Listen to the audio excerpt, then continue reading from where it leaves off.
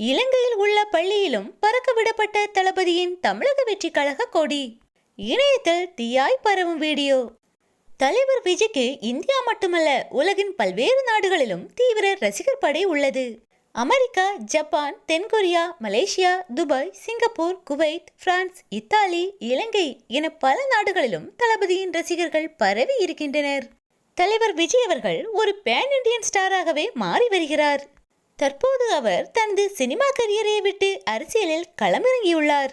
அரசியலில் களமிறங்கி இருக்கும் விஜய்க்கும் மக்கள் அதிக அளவில் ஆதரவு கொடுத்து வருகின்றனர். உலகின் பல்வேறு நாடுகளிலும் தமிழக வெற்றி கழக கொடியானது பறக்க விடப்படும் காட்சிகளை சமூக வலைதளங்களின் வழியே நாள்தோறும் காண்கிறோம். அந்த வரிசையில் தற்போது இலங்கையில் உள்ள ஒரு பாடசாலையிலும் பறக்க விடப்பட்டுள்ளது தளபதியின் தமிழக வெற்றி கழக கொடி.